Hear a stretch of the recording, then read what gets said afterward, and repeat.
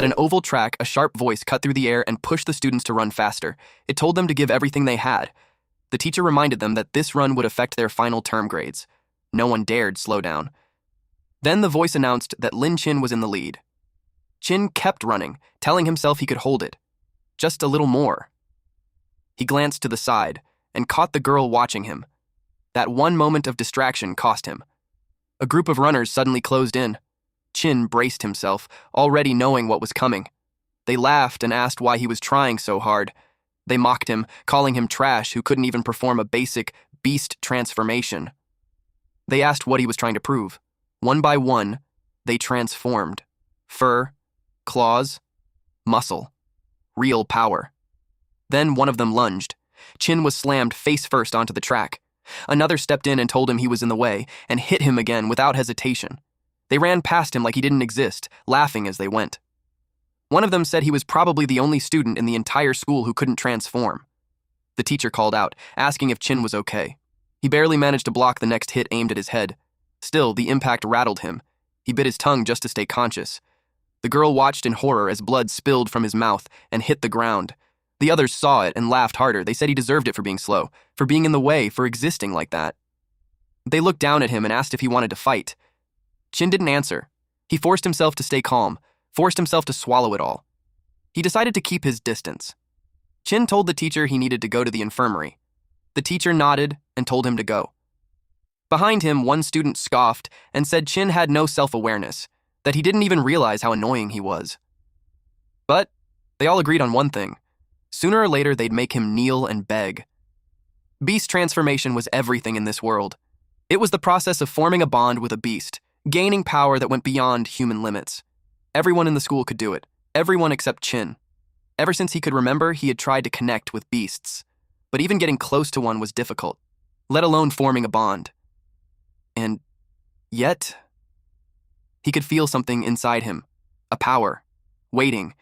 He didn't know what it was, but he believed it would come, eventually. Hey. The voice snapped him out of his thoughts. Chin looked up and saw the cat girl standing in front of him. She crossed her arms and told him he was dead last again. Then she told him to hurry up and kneel. She smirked and said she was second to last, and honestly, beating him every time was starting to get boring. Her beast transformation rate was just 1%. Garfield. Chin looked at her and asked for the milk. She blinked, surprised. She asked how he knew. Chin said she always brought milk whenever she tried to comfort him. She narrowed her eyes and told him to guess what she was about to say. At the same time, they both spoke. They said she heard he got beaten up again, that she was going to teach those guys a lesson, that she suddenly got a stomachache, and that she'd do it next time, perfectly in sync. Shocked that he already knew, she asked if he was about to awaken some kind of beast of prophecy. Chin told her to stop reading so many tomato novels and asked what a beast of prophecy even was. Garfield pointed out how strange it was. Chin seemed sharp when it came to reading people, yet he still couldn't transform. Chin replied that reading people was simply how he protected himself. Garfield said she'd help him out. After all, they were buddies. She told him she had organized a study group that night, something about reviewing the 365 methods of beast transformation. Then she invited him to meet at the small woods behind the mountain. Chin raised an eyebrow. Her in a study group. He said he'd rather get some extra sleep. Garfield quickly grabbed his sleeve and begged him to come.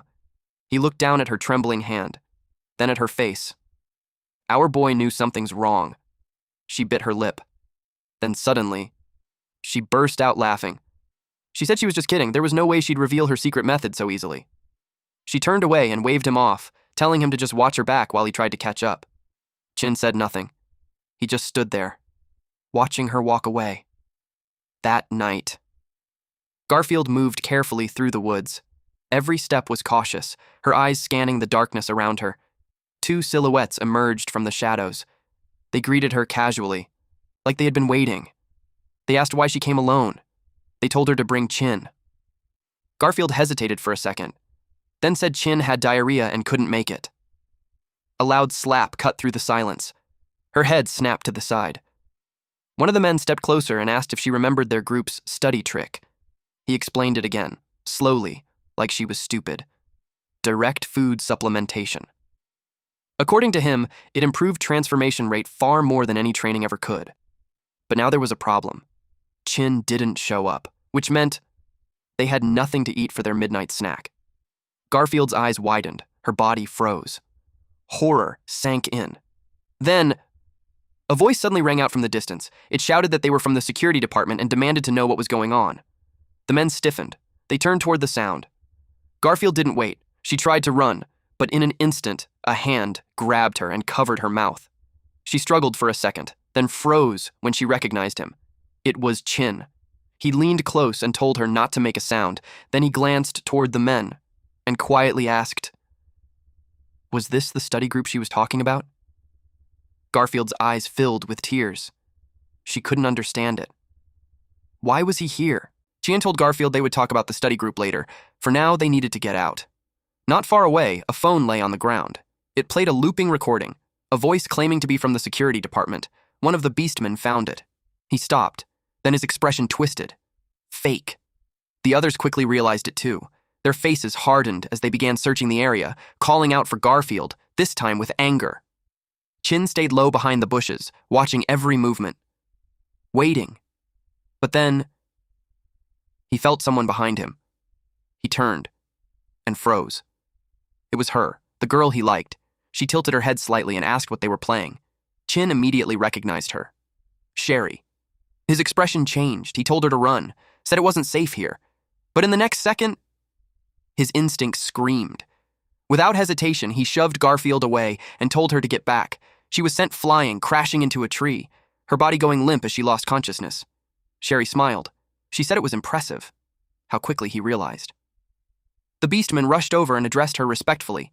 Lady Sherry. Chin's eyes narrowed. So they were all working together. Before he could react, threads shot forward. Sherry's webs wrapped around his wrist instantly, tightening like restraints.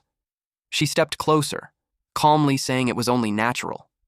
After all, he was the one she wanted to capture. Chin struggled, but the silk only dug deeper into his skin. Sherry leaned in slightly, studying him. She said it was strange. He couldn't even perform beast transformation. Yet his body had this inexplicable pull. Something about him made it impossible for her to look away. Chin gritted his teeth as the threads bit into him. Sherry's eyes flickered. Then she realized it.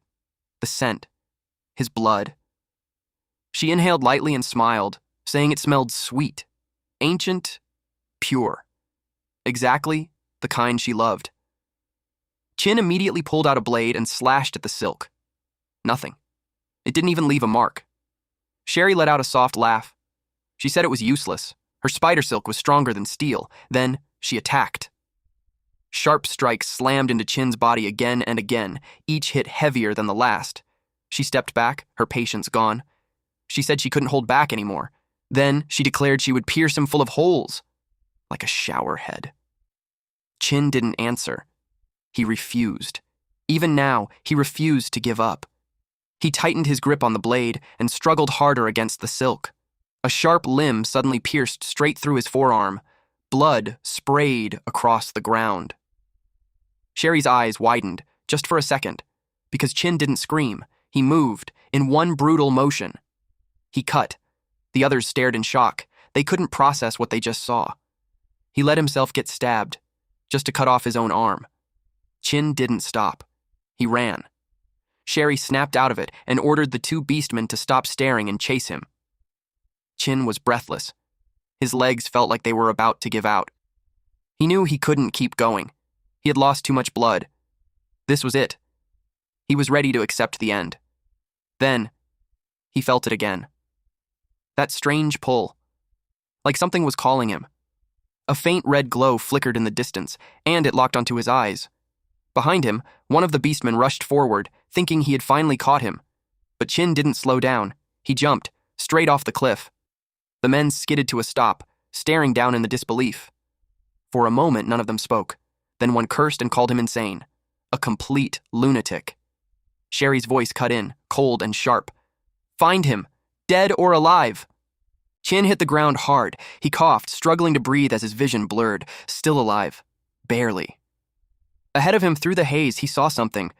A set of old, rusted gates. Half buried. Forgotten. Behind him, the group arrived not long after. They followed the trail of blood straight to the entrance. One of them muttered that Chin must have crawled inside. They looked around, confused. They didn't even know a place like this existed near the school. Sherry told him to shut up and move. They stepped through it sa faral horror. Thoral rikaises der and firskaner. Inside, the air changed, cold, heavy. They followed the blood trail deeper and deeper until it opened up into something massive.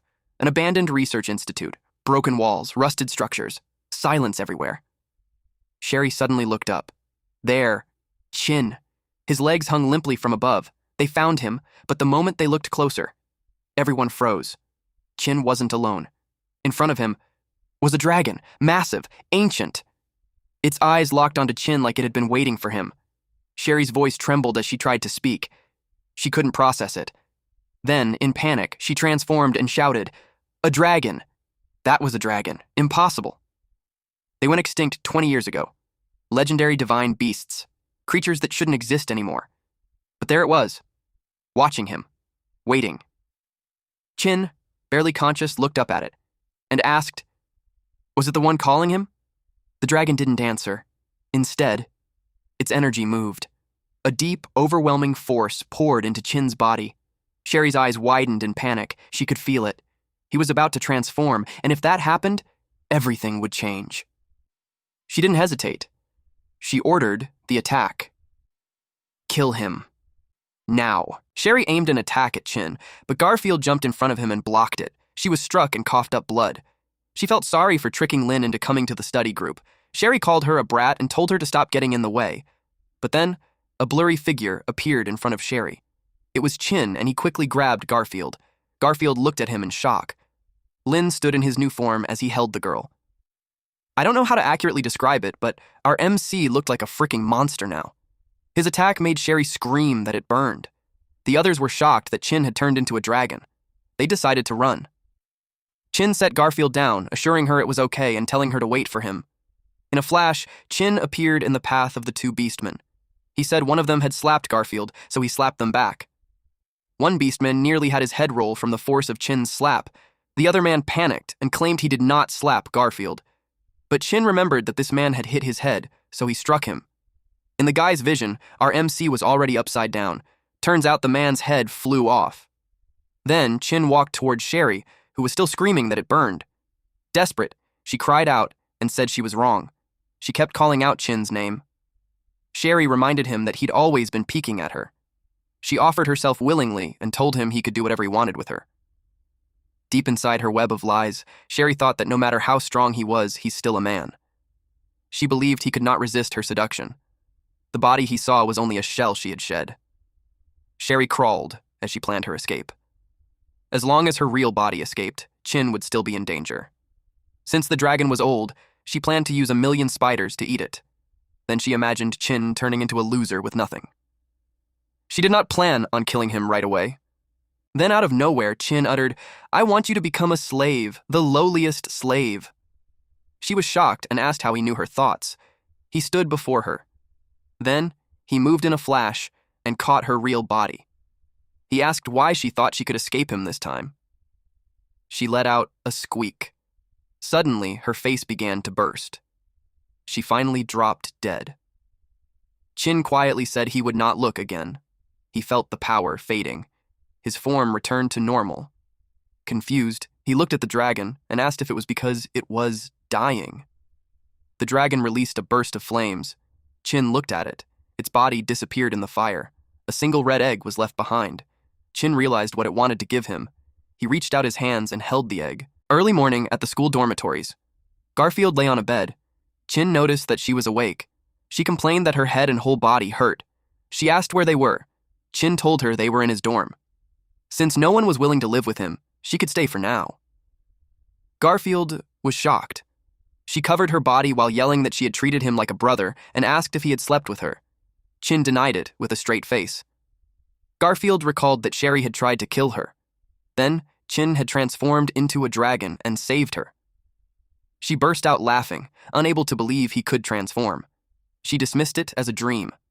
She grumbled that her head hurt and decided to go back to sleep. Chin decided that the baby dragon had to remain a secret. He could brush it off to Garfield.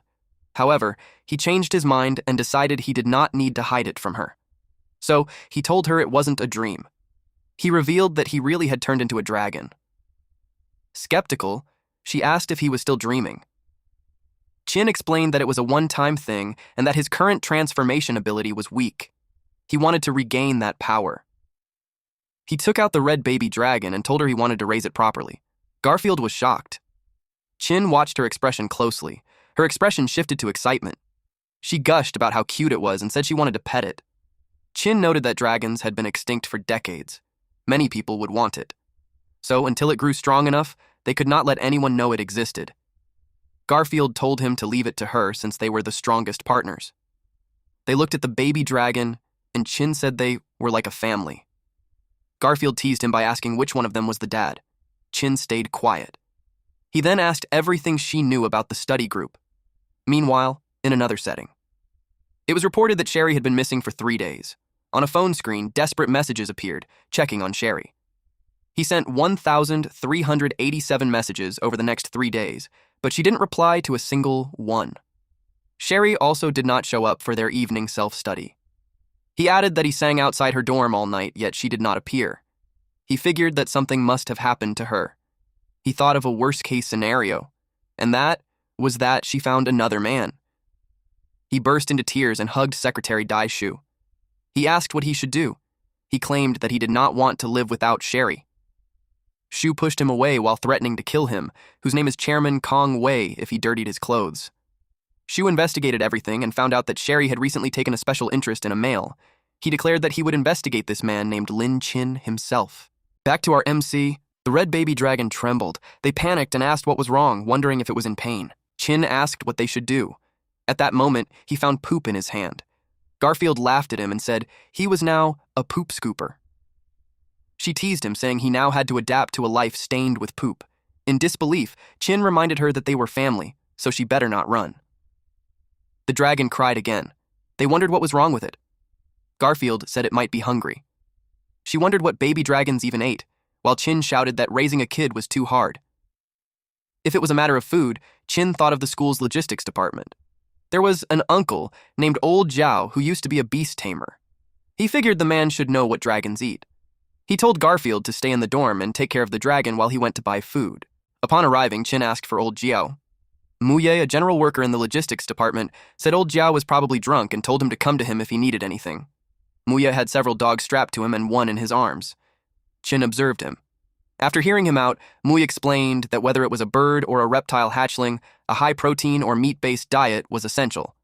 Suddenly, he started grilling. He informed him that the logistics department also offered cooking services and encouraged him to try the flavor. Chin exclaimed that it melted in his mouth as he took a bite. Suddenly, Garfield and other people joined in and said the same. Chin was surprised. He asked why she was here. She replied that she was hungry. He told her he was going to bring some to her, and he reminded her that she was supposed to take care of the little dragon. She revealed that the dragon was in her bag. Chin warned that if the dragon was found, they would be done for. She replied that she knew. So he asked why she brought it with her. Again, she simply said that she was hungry. She told him to relax. She added that he could not keep it locked in the dorm, as it also needed fresh air. They looked at the dragon, and she remarked how happy it was while eating. Chin urged her to go back once they finished eating. He worried that they might get in trouble if they were seen. He knew that the dragon could not stay in the dorm forever, and that he needed to find a safer and more suitable place for it to grow. He also expected the study group to come again. They were very dangerous. Out of the blue, someone sniffed him. Chin was surprised. He checked who it was. Kong Wei's expression darkened as he said Chin had the scent of Sherry's perfume on him. This creep continued to sniff our MC, and he became certain that it really is Sherry's scent. Meanwhile, Garfield was shocked to see Chairman Kong Wei. Muyi turned toward them. He wore a strange expression on his face. Chin was shocked to see the chairman of the study group. This is his first time meeting him. Earlier, he had demanded that Garfield tell him everything she knew about the study group. Garfield said that Chairman Kong Wei was responsible for the disappearances of many students. She added that they grew stronger through the use of dietary supplements. She had heard that he was arrogant due to his powerful background. He was regarded as one of the strongest students in their year. His beast transformation wasn't physical, but mental. It allowed him a certain degree of control over his target. At present, Chin couldn't move, so he thought it was Wei's ability. The baby dragon saw his finger inside the bag, and it bit him. To his surprise, he could move again. He decided not to start a conflict and thought he needed to calm Wei first. He recalled Garfield's words, where she said that Wei was obsessed with Sherry. She said that if he found out Sherry was dead, no one would survive his wrath. She called him Sherry's mega simp. He asked if he was Chairman Kong Wei. He said he had heard Sherry mention him. Wei didn't look pleased that he had spoken with her. He asked what rank he was to dare call her name. Chin stated that he was in the same class as Sherry. He added that since he couldn't transform, he had asked Sherry to help him join the study group. He said Sherry had told him she needed the chairman's approval. Stunned, Wei asked if Sherry had really said that. Chin gave a thumbs up and claimed that Sherry actually mentioned Wei often. Wei broke down. He cried and said Sherry loved him. Overjoyed, Wei thanked Chin. He assumed Sherry had simply been too shy to confess. In his excitement, he immediately agreed to let Chin join the study group. He grabbed people nearby and shouted that Sherry loved him. He even invited them all to a future wedding banquet. Daishu watched from a distance. He noted how Lin used his contact with Sherry to explain the scent. He noticed how Chin naturally claimed close contact with Sherry to explain her scent on his body and used the chairman's brain-dead weakness to shift the focus of the conversation and remove suspicion. He noted that Chin was smart. The pair turned to look at him. Shu watched them. He introduced himself as the vice chairman and welcomed Chin into the study group. He reached out his hand. Chin shook it. He stared intently and asked if Chin really could not perform a beast transformation. Shu tightened his grip. Chin realized that Shu still suspected him. He couldn't use the power of beast transformation, but the force wasn't much of a threat to him, so he decided to pretend, letting out a pained cry. Earlier, Garfield had informed him that Kong Wei had a deputy, Dai Shu. His beast transformation was a kangaroo. This gave him exceptional arm strength, but basically, he was a super annoying guy. Also, he was a serious misophobe. A brown substance splattered where their hands met. Shu looked down and asked what it was. Chin explained that as a poop scooper, it was normal for him to have a little poop on his hands. Then, he toyed with Shu by saying that he got a little on his left cheek, then right cheek, forehead, and chin. Of course, this made Dai touch those spots, smearing filth in the process. Furious, Shu transformed into a muscular kangaroo and threw a devastating punch. Garfield grew worried for him when he was blasted away. Shu was annoyed that the little animal dared to play him. Garfield rushed to Chin's side. She panicked when she saw him coughing up blood. He whispered for her to extort him for medical fees. Confused, she asked why he was thinking about money when he needed a hospital. He told her to listen, so she followed. Garfield began to wail loudly for the crowd to hear, shouting that he was coughing up blood. She accused Dai Shu of being cruel and said he hit a poor guy who could not even transform. She called people to look at the injustice. Then she mentioned the medical bills, saying they were just two poor kids. She had gathered quite a crowd. Shu gritted his teeth in frustration. Finally, he threw a handful of bills into the air and told them to shut up. He told them to take it as medical fees as he walked away. Garfield picked up the cash and thanked him. Once she got the money, she urged Chin to head to the hospital. However, he revealed that he was fine. What he had spat out was actually just chili sauce he had swiped from a barbecue stall. He had to get money for the little dragon. Garfield couldn't believe it was all just an act. She said he should have told her sooner because he had scared her. He apologized and said that without her acting, they wouldn't have fooled that kangaroo. Garfield agreed that her acting was perfect. Chin took the hit earlier, but he was fine. Although his current strength couldn't compare to that night, his body had become stronger. He felt like his skin was now covered in a thin layer of dragon scales. He counted the money. Since the kangaroo guy was quite rich, she suggested dividing the cash. He set some aside for the dragon's food for the week, and another portion for teething sticks and toys. Garfield asked about the rest. Chin gave it to her, calling it her service fee. He told her to buy something she liked to eat. She beamed brightly. She counted the money as they walked away. Chin glanced at Shu's retreating figure. At the dormitories, Lin Chin thought about his next steps. He considered drafting a growth plan and thought that the food problem would be solved for now. However, he noted that he still needed a safer place and a beast tamer. He wondered where he could find someone he could trust.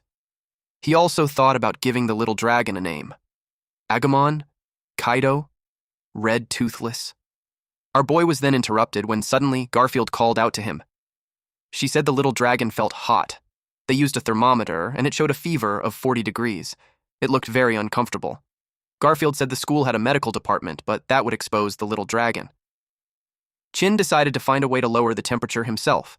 He used wet cloths and cooling patches. He even tried human medicine. Despite his efforts, the fever kept rising. To their shock, it went over 60 degrees. Garfield said that at this temperature, ordinary creatures would have already burned to death. Chin held the dragon as he wondered what he should do. That night, Chin decided to find a doctor. Garfield asked if he really didn't need her to go with him. He refused, saying more people would attract attention, and it was better if he went alone.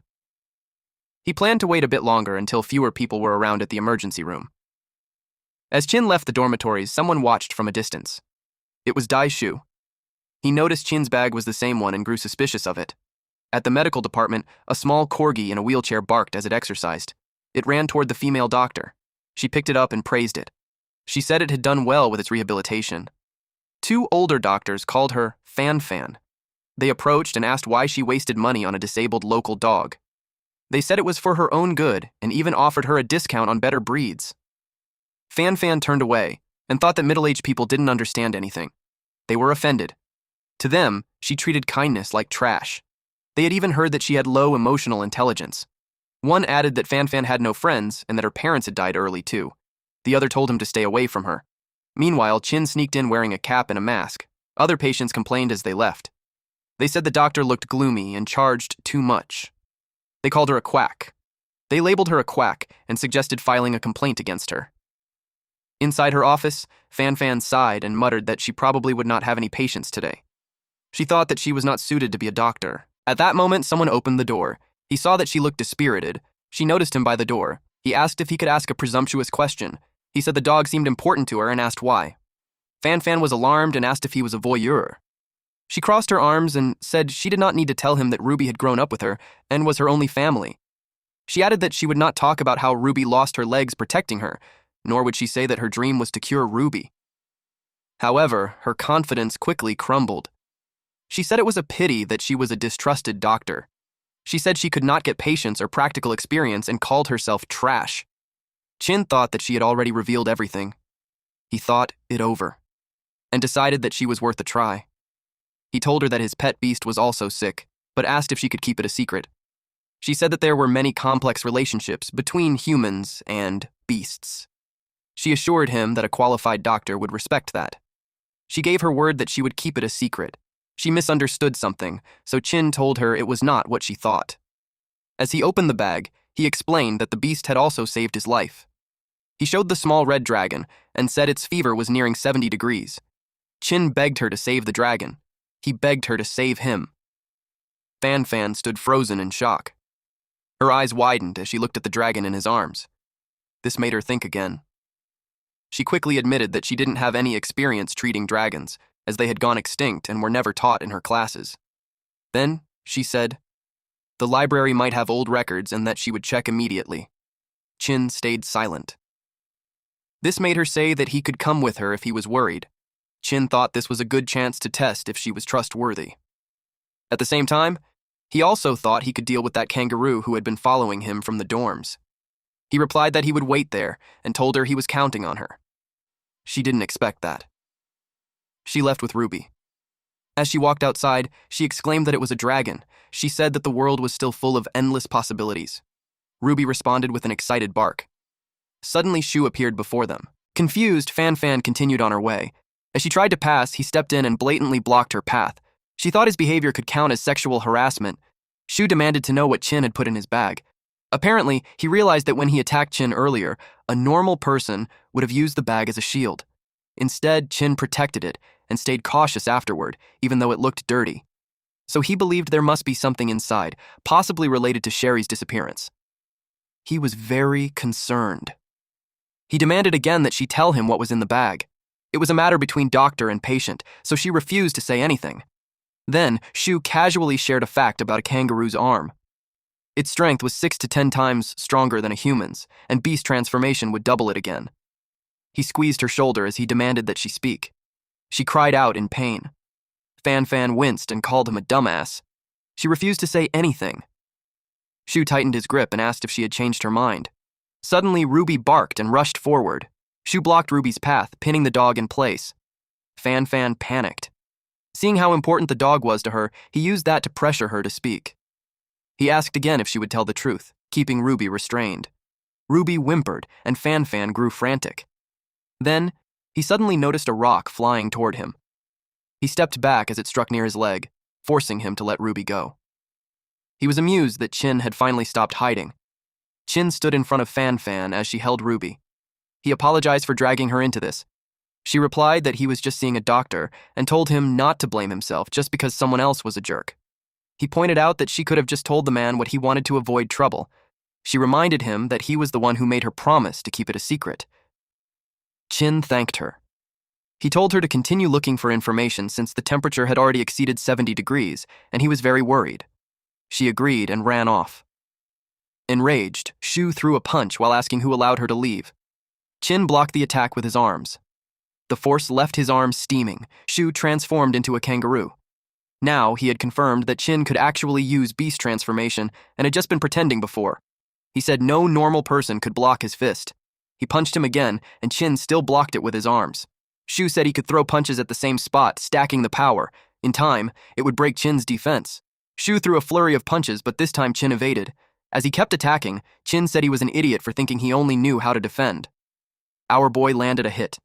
In his mind, he noted that Shu relied too much on beast transformation and that his basic skills were weak. With that, he believed he could win. The little dragon in the backpack growled. Steam started leaking out of the bag. Shu noticed it and confirmed that Chin was hiding something. He thought it was a chimera and demanded that Chin hand it over. Chin realized the little dragon was reaching its limit. He decided he had no time to waste on the kangaroo and needed to lure him somewhere without people and end the fight quickly. Shu asked if he really thought he could escape. As he chased Chin, he called Chairman Kong Wei and reported that Chin was hiding something. He added that there was a high chance it was a hybrid beast, and that Sherry was likely already murdered. He planned to follow Chin and told him to come quickly and bring Dash. Wei was displeased. A large, dog-like dark beast stood behind him. Suddenly, he saw Muya again, and told him to move because he was in a hurry. Muya demanded that he give Dash back to him. It seems like this big black dog wasn't in its sane mind right now. Anyway, back to Chin. He kept running, but suddenly stopped. The little dragon looked extremely hot. He could tell that its temperature had gone over 100 degrees. Even its breathing felt like burning air. Inside the reference room, Fan Fan searched through the shelves. She couldn't find anything about dragons. She accidentally bumped into a silver-haired girl wearing a black cap and mask. The girl dropped a book. Fan Fan tried to tell her about it, but the girl simply walked away. She was left confused, until she noticed the book had a fire-breathing dragon on the cover. Meanwhile, the steam coming out of Chin's bag grew stronger. Fan Fan flipped through the pages and realized it was a handwritten notebook. She found what she was looking for. Meanwhile, Chin had a suspicion about what was happening. The bag grew hotter. Shu continued to chase after him, telling him to obediently die since he could not run anymore. Chin did not answer and opened the bag. Fan Fan read that young dragons would experience a sudden rise in temperature around the full moon. Their body temperature could exceed 150 degrees because their internal glands were developing. At the same time, Shu hurled his fist and shouted for Chin to die. In a quick move, Chin threw the backpack at Shu, hitting his shoulder. Shu opened the bag only to find that it was completely empty. Suddenly, what he saw next confused him. A low growl echoed from a small red dragon perched on Chin's shoulder. It looked ferocious. Shu's eyes reflected the intensity of the dragon. It opened its mouth. Fan Fan read that dragons needed to periodically release the energy built up inside their bodies. Chin told Shu to say hello. Shu panicked. He asked what it was. The dragon unleashed a powerful breath of fire that struck Shu. He screamed as the flames engulfed him. He was too loud. After the blast faded, the little dragon looked satisfied. Shu, badly burned, begged for his life. He promised to keep the dragon a secret. Chin replied that only dead people keep secrets. Shu said that if he died, the security department would investigate and take the dragon. Chin said that if that happened, he would kill them all. Outside the medical department, Fan Fan looked for Chin. He walked up to her. She informed him about what she found. But Chin said the fever had already gone down. Fan Fan collapsed in relief and said that it was great. Chin told her that the kangaroo would not cause her any trouble anymore, But the problem wasn't fully solved yet.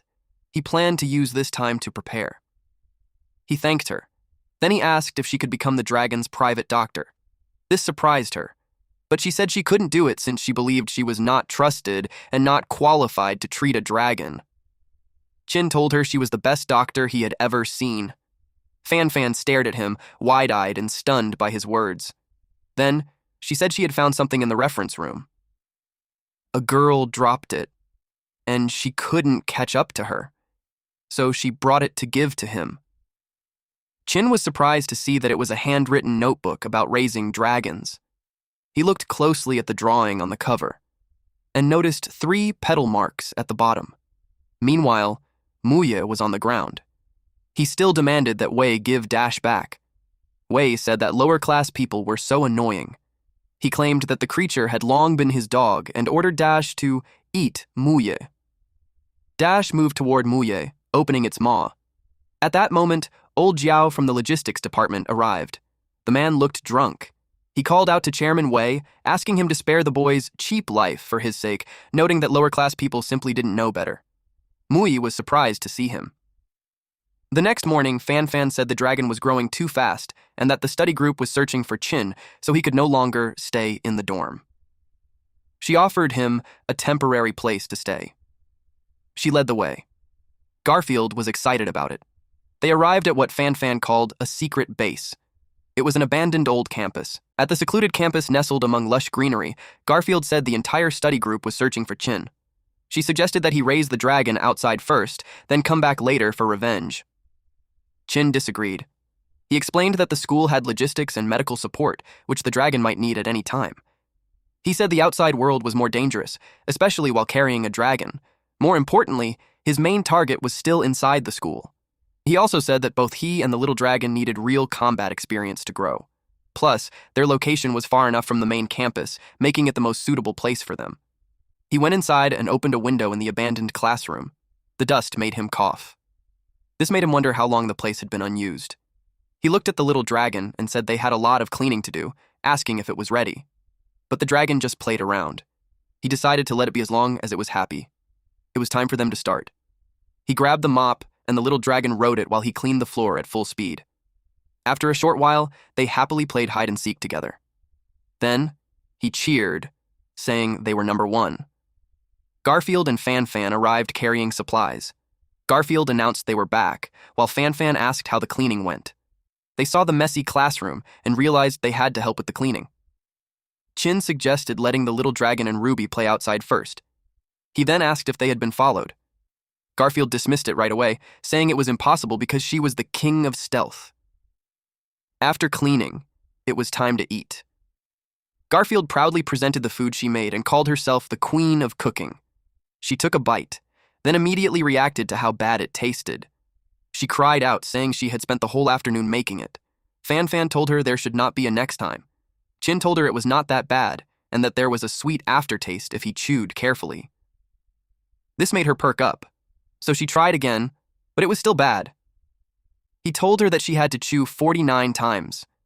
Garfield said she did not need pity, and that she would finish the food herself. Chin told her to save some for him since the dragon liked it too. Fan watched the two of them interact with a blank expression, wondering if they were just showing off their affection. She looked down at Ruby and jokingly suggested that they should just get rid of them. Meanwhile, at Chin's dormitory, a student rushed in and reported to Wei that there was still no news about Shu. He also said Chin had been missing and had skipped class for 2 weeks. Wei said that the woman he loved most had been taken from him. He added that the person he trusted most was also gone. He wanted revenge for love. He then asked teacher Bao for permission. The teacher was drawing monsters in his notebook. He asked if Wei was sure Chin was hiding a hybrid beast. Wei said yes, and insisted Dai Shu would not lie. A chilling smile spread across teacher Bao's face, and he told Wei to do his best to find it. Wei wiped away his tears and said he understood. He vowed that he would find the target, even if he had to dig 3 feet into the ground. Back to our MC. Chin sat under a tree and threw a ball, telling the dragon to fetch it. While the dragon chased it, Chin read the notebook. It said dragons usually start learning to fly at 2 months under a beast tamer. Chin realized he still needed one. He looked forward to flying. Suddenly, the dragon cried out. Chin ran over in panic. To his surprise, a large rat appeared. He glared at it. This looked like a Pokemon battle at this point.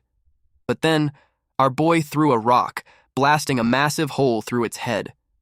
He noticed the rat was unusually large. He sensed more were coming. Elsewhere, a girl saw a group of glowing-eyed rats and screamed. Chin realized those rats were being controlled. The rats were spread out, so he knew the person controlling them wanted to fight. He suspected the study group was behind the chaos. It was no wonder so many people had gone missing at the school recently. Those who saw the rats decided to pretend they hadn't seen anything. Later that night, we see Muye looked serious. He called out to old Jiao. Old Jiao, drunk and holding a bottle, asked where Muye was going again. He reminded him that last time, he had to swallow his pride just to save him.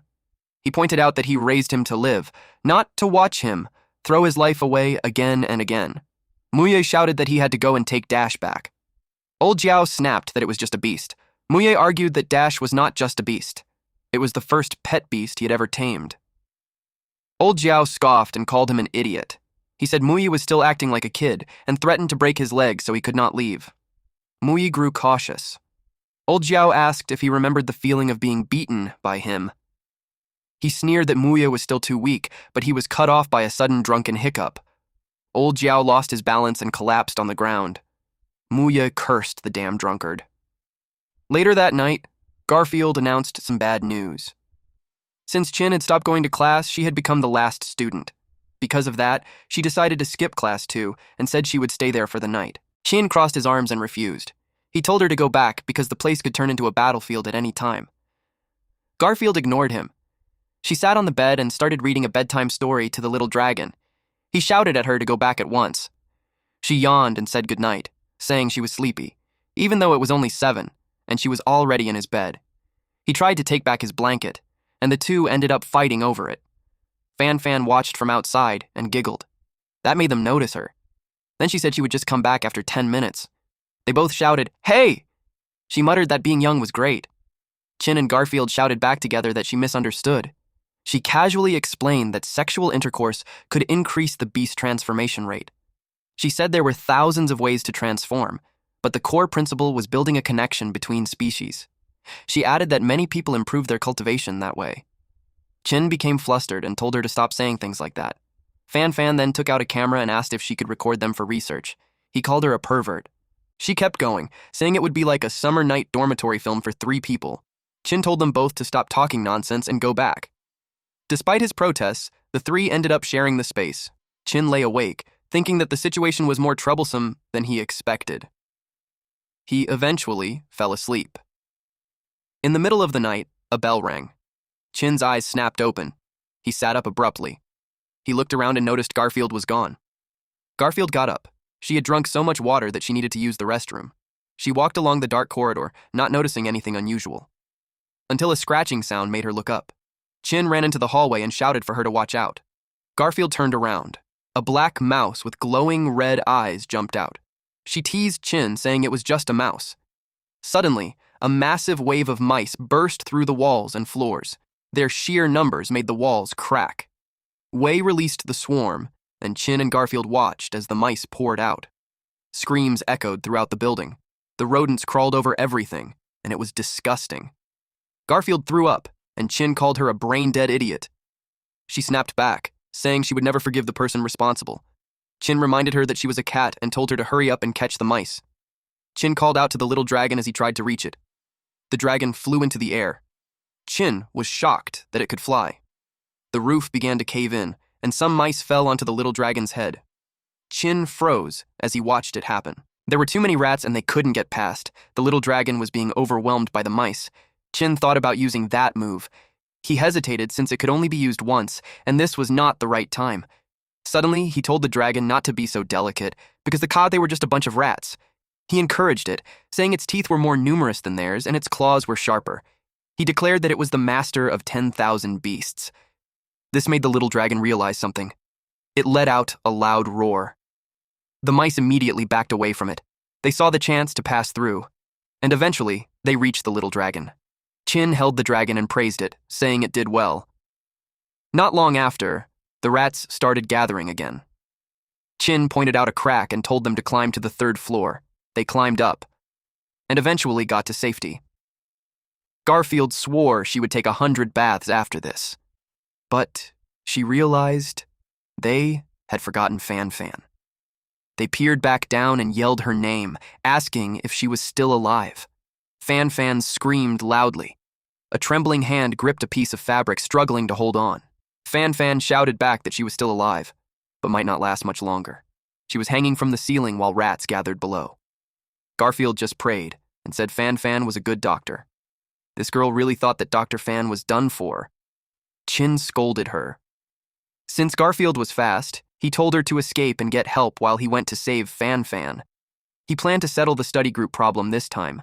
Chin warned her not to go to the security department. Instead, he told her to go straight to the Supreme Council. With a determined look, Garfield declared that she would do it for the little dragon. From the window, she jumped out and moved through the trees. Since Garfield wasn't the target, he knew she would be safe once she left the area. He told the little dragon to rest and leave everything to him now since it had already done well that night. Downstairs was full of rats, so he wondered how close he could get to Fan Fan. He could only go down first and take it one step at a time. Chin sprinted down the long, dark hallway. Unexpectedly, something moved really fast. It was Dash. Chin dodged immediately.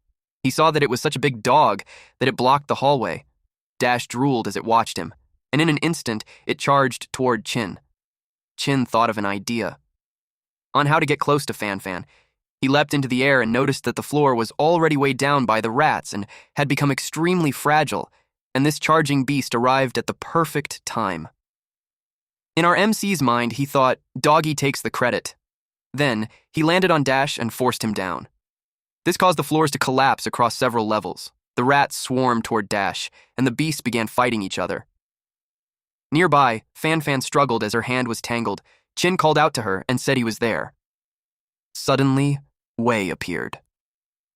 Dashe stopped fighting. At the same time, Muye shouted at Dashe, telling it to wake up. Chin recognized him as the meat seller from the logistics department. He remarked that too many characters were showing up all at once. He told Fan Fan that it might actually be safer for her to hang there a little longer. Fan Fan was shocked. Ruby whimpered. Just a little flashback. A young Muye had a swollen face. Old Jiao told the parents that the kids didn't know any better and were just playing. The mother snapped back, asking who was playing when her son was injured. Jiao quickly explained that Muye had no mother to teach him since he was young. He begged them to be the bigger people and forgive him. Muye shouted that the others started it by calling his parents lower class and comparing them to livestock. That was why he hit them. He shouted back that they were lower class instead. Those people began to transform, which scared him. Jiao immediately slapped Muye and called him a punk. He dropped to his knees and apologized, promising to teach the boy a proper lesson. Muye asked why he was kneeling. The beast told him to get lost. A dark limb suddenly grabbed Muye by the face. The creature said that this place belonged only to beastmen, and those who couldn't use beast transformation existed only to serve them. So it was only right to say they were no different from cats and dogs. Muye was ordered to be locked in a dog cage so he would learn his place. He shouted, demanding to be let out. As he sat in the shadows, dozens of glowing red eyes appeared from the darkness. It was a group of dogs. A small black puppy approached him and dropped a green toy in front of him. It wanted to play with him. At that moment, Muye decided to prove something. That even if he couldn't use beast transformation, he still had dignity. At present, he held the same toy. The black puppy, Dash, now fully grown, recognized it. Back in the cage, they had played together a lot, until Wei saw them.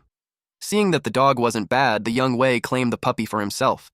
The young Muye protested. Wei found the puppy cute. He painted a bone on their fur and challenged them to see which one would eat the bone first. In the present, Muye stood firm, holding the green toy bone. Dash lunged at him. Fortunately, he was pulled back. It was Chin. He asked Muye if he planned to defeat the enemy just by talking.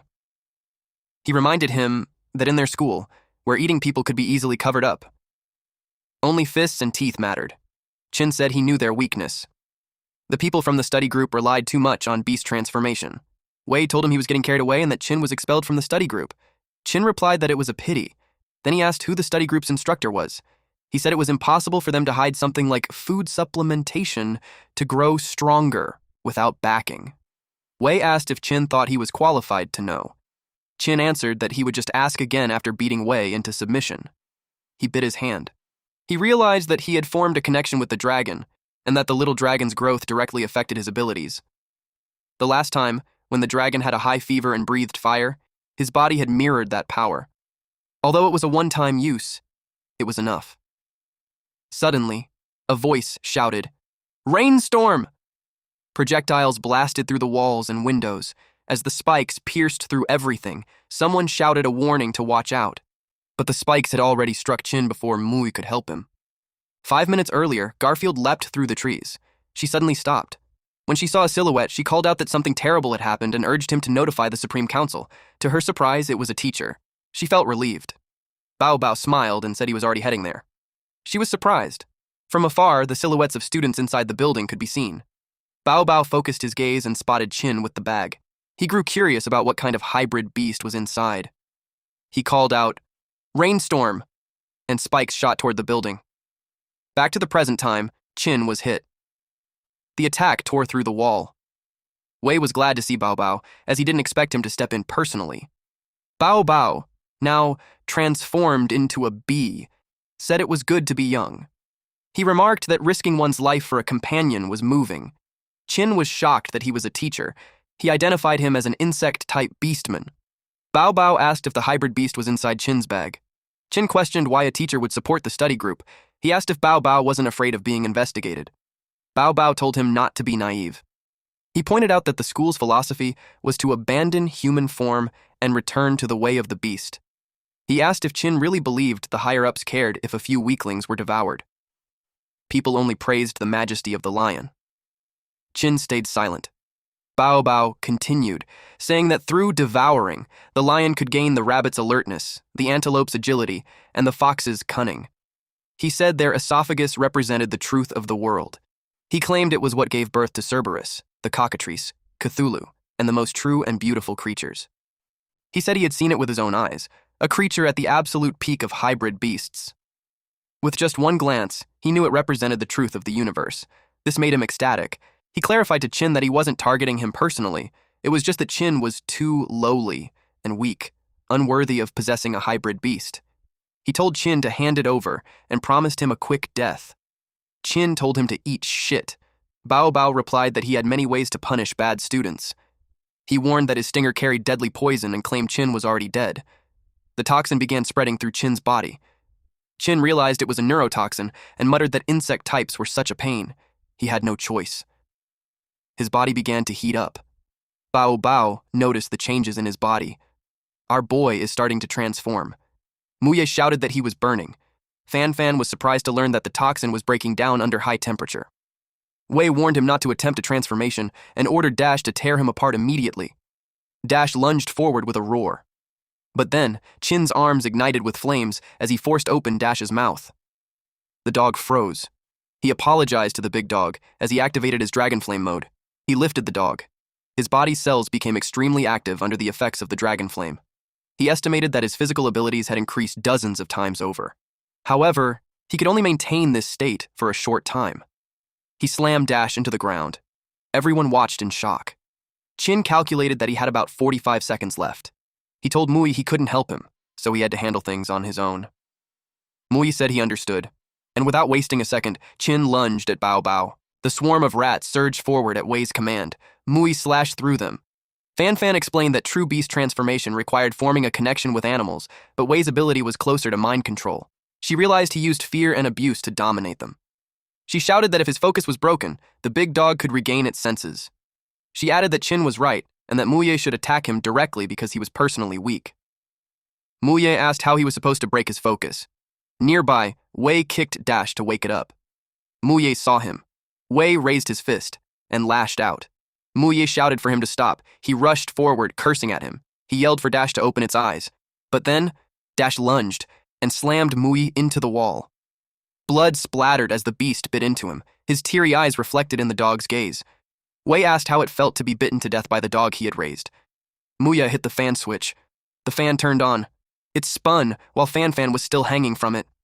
She realized this was bad. The cloth snapped. She and Ruby were thrown forward. Ruby landed right on Wei's face and soaked him with pee. Everyone froze in shock, and since Wei had lost his focus, Dash regained its senses. Enraged, Wei grabbed Ruby roughly, shouting insults as he lost his temper. He lashed out in anger, but the chaos only grew around him as he yelled. Fan cried out in horror. Mui asked where his focus had gone. Before Wei could react, Mui threw the green toy bone. It struck Wei square in the forehead. He told him to go fetch it. Dash instinctively followed its real master's command. The big black beast lunged forward and caught the toy bone. Wei's eyes widened in shock. In an instant, he was struck down. Mui let out a cold laugh. Dash stood nearby, the toy bone still clamped in its mouth. Not far away, Ruby lay still, exhausted from everything that had happened. Fan crawled toward her. Meanwhile, Bao flew outside the classroom. Chin had 44 seconds left. Bao stared at him with excitement and asked if it was a fire-type fusion beast. He began listing possibilities, wondering if it was a huadu, a firebird, a lava rat, or something else. Sharp stingers rained down. Chin dodged the spikes as they slammed into the ground around him. At 41 seconds, he rushed forward and attacked. Little did he know, the little red dragon fell from his grasp. He leaped up, his arm burning with orange heat, and reached for it. But at the same time, Bao stepped back while raining spikes on him. Chin's hands were struck by several spikes. Bao felt confident because he finally got the bag. But that turned to shock when he was suddenly hit from behind. Chin slashed one of his stinger arms. At 35 seconds, Chin grabbed him and threw him with full force. Bao crashed to the ground hard. A student nearby was caught in the chaos. Bao's stinger pierced the student, and he flung the body toward Chin. Chin spun his arms in a circular motion as flames ignited at his fingertips. He lunged at Bao, and they clashed mid-air. Chin punched him while enduring multiple stinger strikes. At the 24-second mark, Chin grabbed one of Bao's wings. Then Bao opened his mouth, trying to strike him with a spiked tongue. At 21 seconds, the stinger from his mouth pierced Chin's chest. Chin grabbed the tongue and swung Bao in a wide arc. He released him and slammed him into the ground with overwhelming force, cracking the earth. Then he pinned him down. His arm burned even brighter as he brought it in front of Bao's face. A massive explosion followed. Our boy just spent all of his 13 seconds incinerating Bao. Then the countdown ended. Chin reverted to his human form. Bao's body was charred. Chin breathed heavily. He thought it was finally over. But Bao's mouth remained open. Suddenly, his tongue shot out to pierce Chin. Fortunately, Chin managed to pull back in time. Bao forced himself up and created distance between them. He muttered that he had almost died. He couldn't believe he had lost to a student. His curiosity about the hybrid beast only grew stronger. Chin couldn't believe Bao was still alive after that attack. At this point, his dragon flame was completely depleted. But Bao didn't know that. Chin thought quickly. Bao believed Chin had already won, and he was clearly obsessed with hybrid beasts. Given that, Chin had to decide his next move fast. But then, Bao said he only had one request. He demanded to see the hybrid beast that defeated him. Chin was stunned. It was as if planned, the bag that holds the little dragon fell from the branch. The little dragon peeked out. Chin froze. He knew it would really be a big problem. At the same time, Bao was left speechless when he saw the dragon. Bao asked what it was. He trembled as he realized it was a dragon. It stood at the apex of all beasts, one of the 4 symbols on par with the legendary Xuanwu. Then he corrected himself, saying this was an existence even nobler than Xuanwu.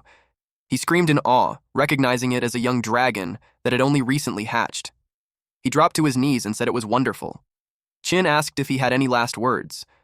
Bao begged to touch the dragon and said that after that, he would be willing to die. Of course, Chin had no reason to believe him. Bao opened his mouth wide and revealed his long tongue, his lifeline. He explained that he was a parasitic wasp and that all his abilities depended on this specific mouth part. If it were destroyed, he would die. He offered it willingly and said he was ready to submit completely to the dragon. Chin didn't hesitate to grab it. Bao screamed in agony. Chin realized Bao wasn't lying. He could kill him, and the earlier battle had already proven it. Chin frowned slightly because it was disgusting. Then he told Bao he couldn't grant his dying wish. He asked if Bao had killed a cat girl earlier. Bao quickly denied it. He said she was too weak to interest him. So he had only knocked her unconscious. Turns out it was true. Chin hadn't expected that, so he demanded to be taken to her immediately. Back on the old campus, Fan kept calling out to Ruby.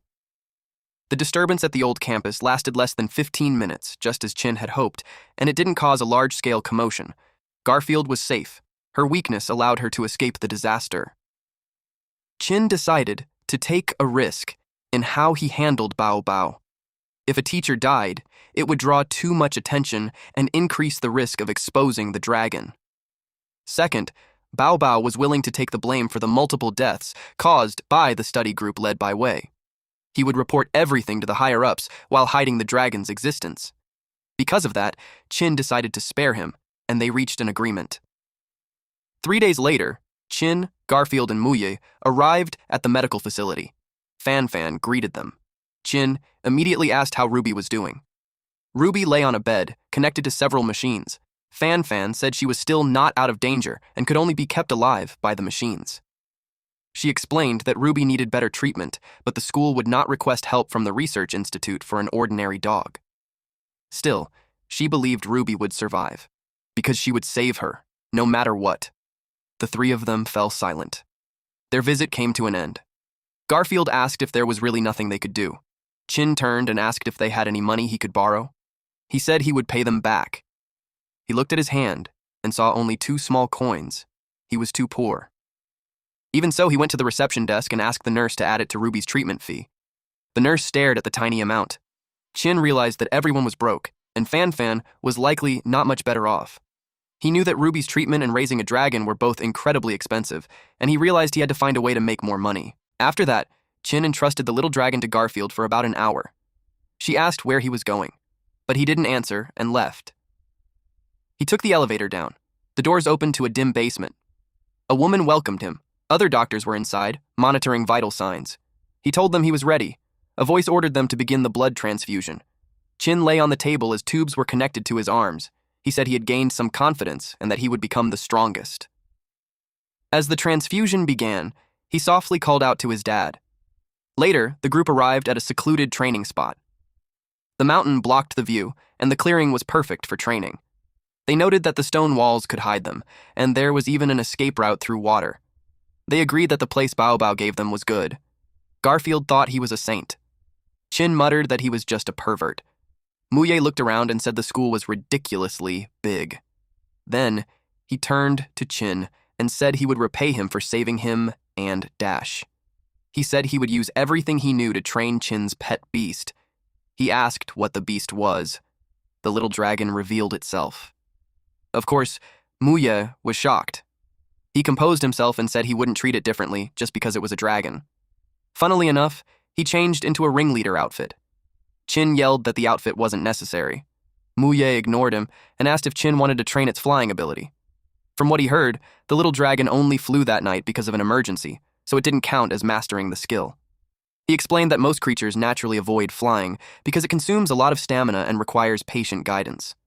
Before attempting that, he suggested Chin first build a more basic connection with the dragon. His first goal was to make the little dragon respond to Chin's whistle.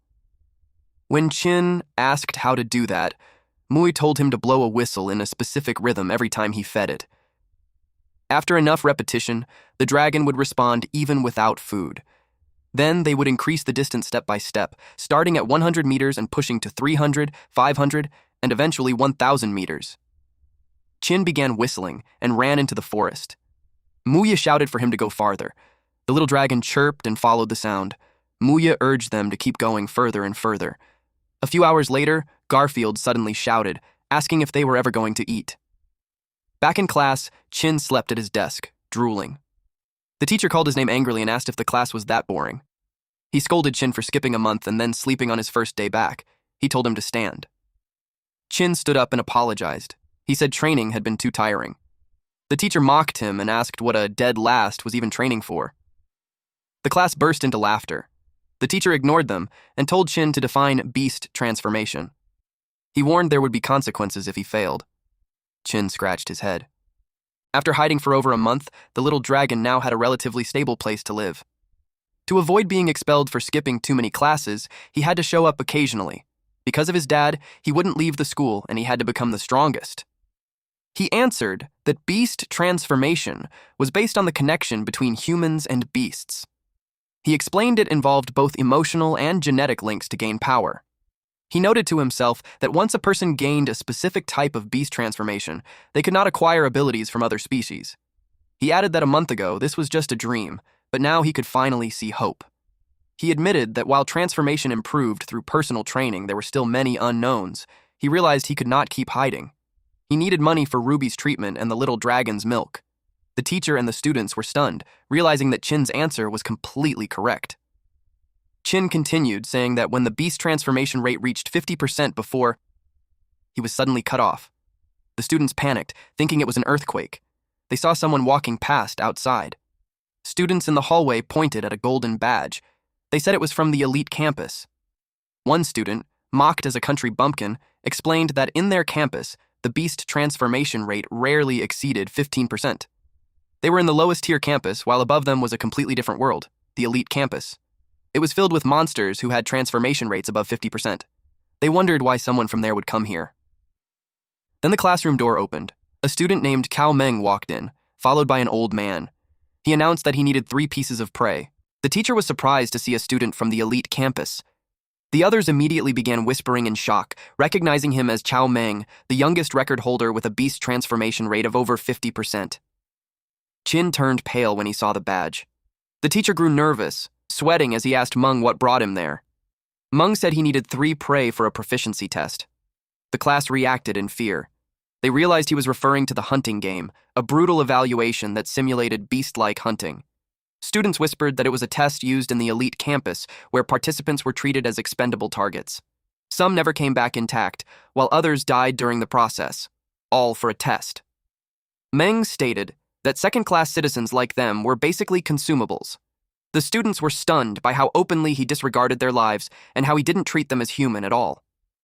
His butler leaned in and quietly reminded him not to say that. Meng casually told the class to pretend they hadn't heard anything. He then offered a bonus to the lucky ones chosen, around 200,000, as if buying their lives. His butler again warned him not to say such things. The classroom grew tense and resentful, thinking it had gone too far. Chin, however, saw it as a chance to make money, but decided it wasn't worth the risk for now. Suddenly, a student slammed his desk and shouted that the situation was ridiculous. He questioned the right to use students as entertainment and said such a rule should have been abolished long ago. Before he could finish, Meng's butler moved behind him and struck him with a claw, causing the student to collapse. The butler calmly apologized to the teacher, saying he had only helped maintain classroom discipline. The teacher quickly said he would cooperate. The rest of the class fell silent, realizing the gap in power was overwhelming. Meng clapped his hands and began selecting the prey. He pointed at a large student, a crocodile, then a pangolin, and a girl with a skunk transformation. The chosen students froze in shock. Then the crocodile suddenly raised his hand and claimed he knew someone more suitable. He pointed straight at Chin, saying he was the perfect prey. Meng shrugged and said adding one more made no difference. The crocodile laughed. The teacher quickly ordered all selected students to follow Meng. Before leaving, Chin raised his hand. He said he had a question. He confirmed that in this test they were the prey meant to escape while Meng hunted them. Then he asked what would happen if the prey killed the hunter instead. Meng stared at him, surprised. The other selected students couldn't believe what Chin had just said. Meng acknowledged Chin's courage. As a reward, he promised him an extra vial of evolution potion. The butler immediately objected, saying the potion was extremely valuable. Meng coldly asked if he needed permission. The butler said no. Moments later, they were led to a cliff. Longson had 12 different training grounds within the forest. The first one was where the little dragon was hiding. The 5th training ground was the boulder plain. Beyond that were the 2nd campus and the elite campus. Meng then explained the rules. The prey would be given a 30-minute head start.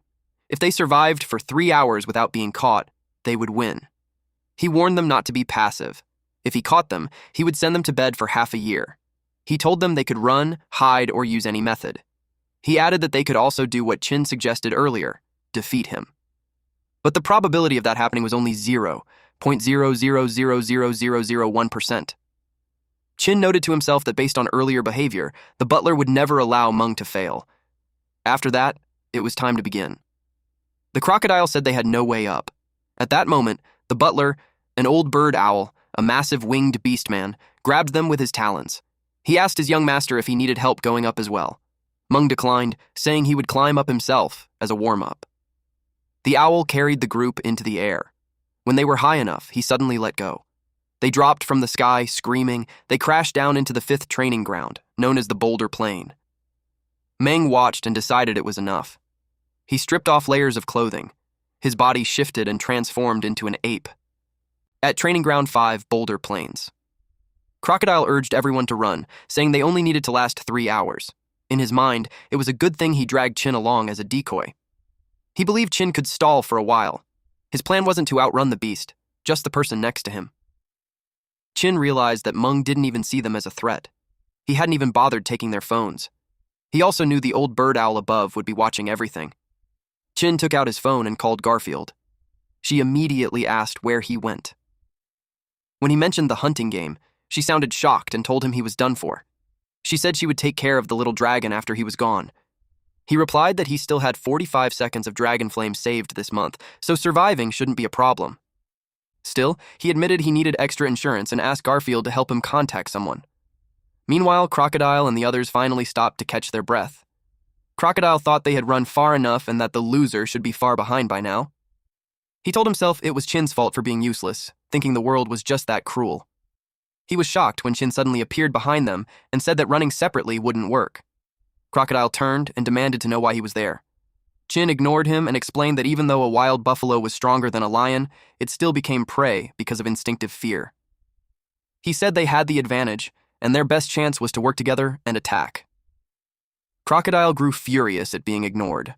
Before he could strike, Chin reached out and grabbed his face, stopping him instantly. Chin said he already knew all his little tricks and didn't care about them. He added that he didn't feel like explaining further, but there was only one thing Crocodile needed to understand. He would listen to Chin from now on. Elsewhere, Mung walked through the boulder plains. He stopped when he noticed a rustling sound. Suddenly, Chin burst out from hiding and rushed in to grab him. Mung reacted instantly, turning to meet the surprise attack as Chin closed the distance. He remarked that a frontal attack like this was bold. Chin said he wouldn't know anything unless he tried. He wanted to see the gap between himself and an elite. He kept charging, but Mung easily dodged every move since Chin was too slow. Mung mocked him, saying his skill didn't match his confidence. He even asked if Chin couldn't perform a beast transformation at all. Chin realized his opponent was insanely fast and that he couldn't land a single hit. Mung then chose to take a punch to the face. He commented that it was far too light. He found Chin boring. With a swift motion, he used his tail to strike Chin and sent him flying. Suddenly, Crocodile appeared behind him. Mung found the group attack strategy amusing. Ming kicked him in the jaw and slammed him to the ground. Skunk and Pangolin rushed in to help. Before they could act, Ming had already subdued both of them using his hand and tail. While pinning Crocodile under his foot and holding the other two by their necks mid-air, he laughed and said it was still boring.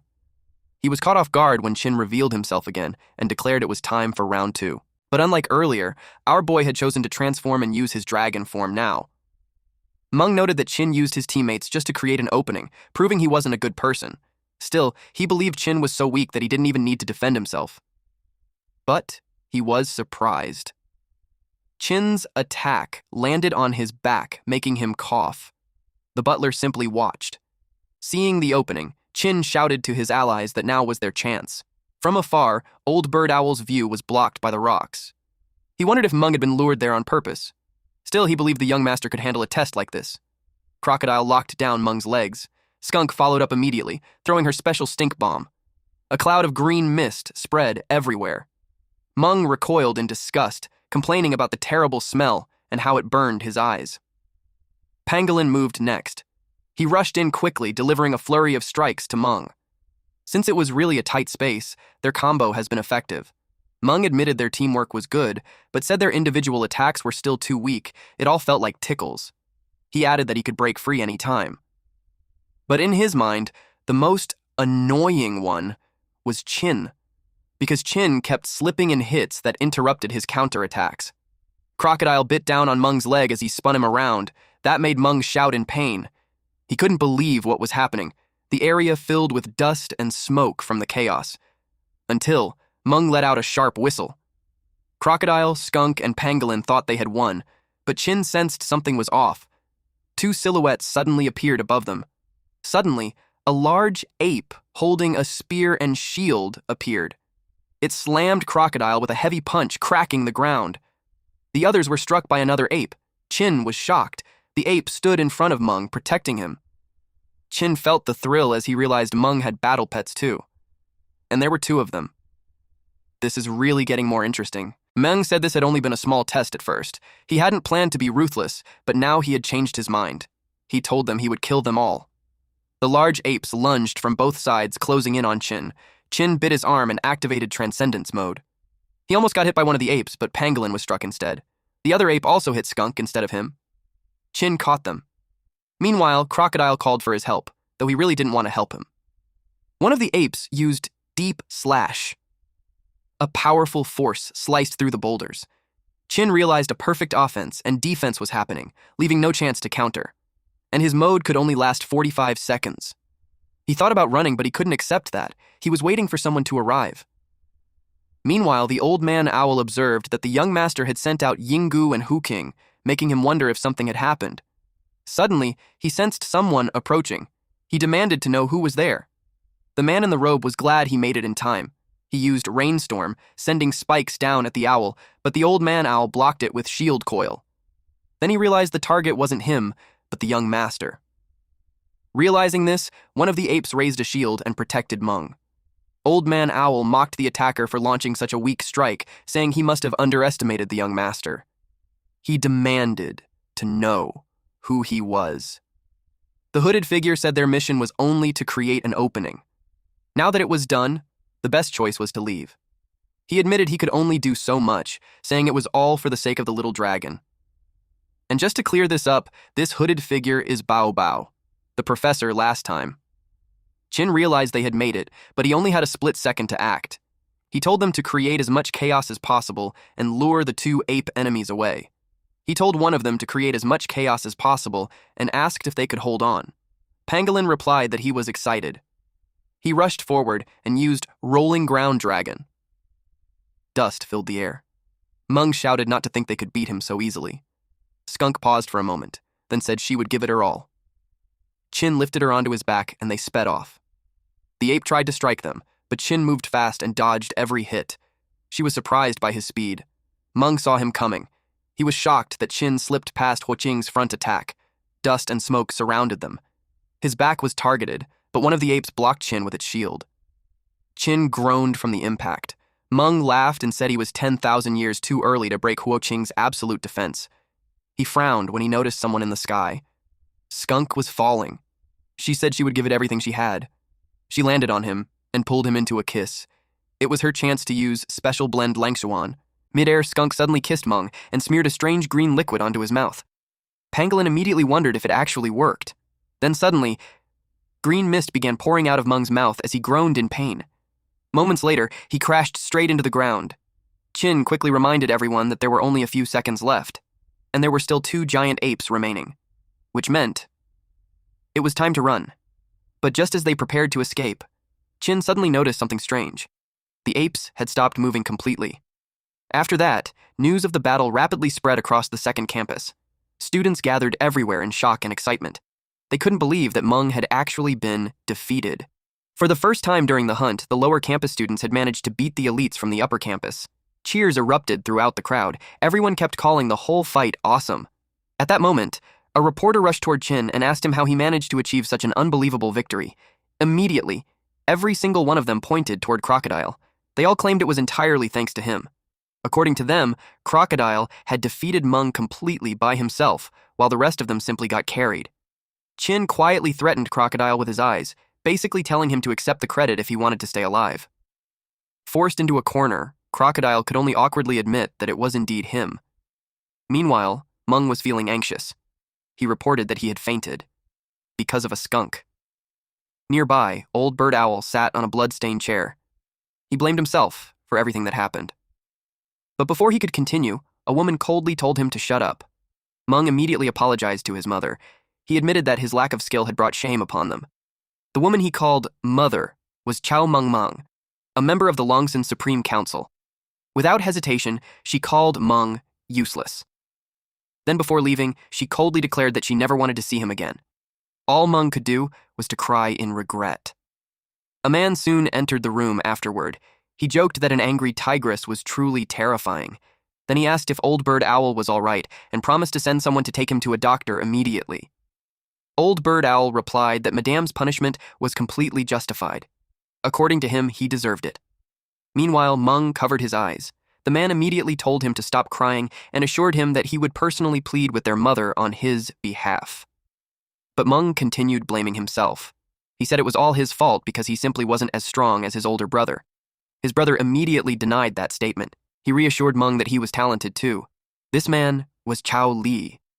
He explained that their mother was not truly angry at Meng. She simply had other matters weighing heavily on her mind. Meanwhile, Chao Meng headed toward another room.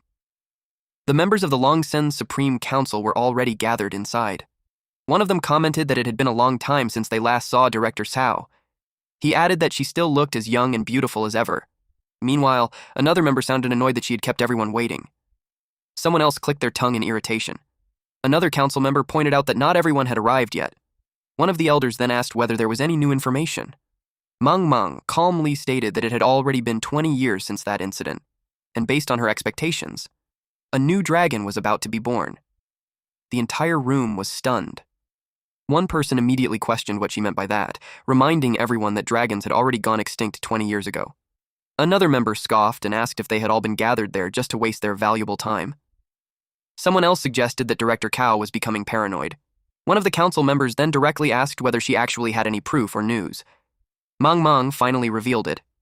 The source was their school, a place where every student could undergo beast transformation. Cannibalism incidents occasionally occurred there, and students were even tacitly allowed to kill each other. The existence of all these things was possible for one reason, because that place was never truly a school to begin with. It had been established for a single purpose: to research dragons. In other words, the entire academy was nothing more than a giant laboratory. Meng grew annoyed and directly called them a bunch of old fogies. She reminded everyone that while they all looked respectable now, 30 years ago they had merely been blood-sucking parasites feeding off the dragon's power to climb to where they were today. The entire room fell silent. Then, the bald elder finally replied. According to him, the dragon was nothing more than an old fossil. Their current strength had already long surpassed it. Meng immediately glared at him coldly. She told everyone that for the sake of the years they spent building Longsen together, she was willing to give them one final warning. They were free to cooperate, or remain bystanders. But from that moment onward, anyone who stood in her way would be treated as an enemy. The bald man immediately cursed at her, calling her a stinking bitch. Meanwhile, another elder, who looked more like a scientist, calmly asked what exactly she planned to do. Meng answered without hesitation. They would conduct a full investigation across the entire district. The bald elder immediately exploded in anger. He shouted that it was complete nonsense. He openly declared that he would never allow such an investigation to happen.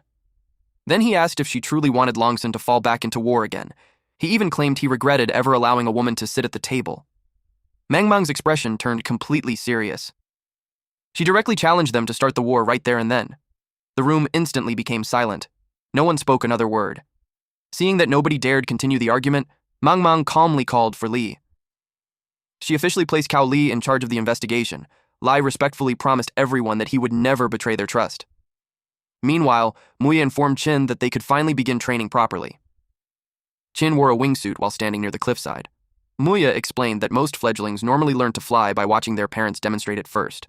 So, in order to teach the little dragon how to fly, Qin himself would first need to learn how to fly too. At the edge of the cliff, Muya told him to jump.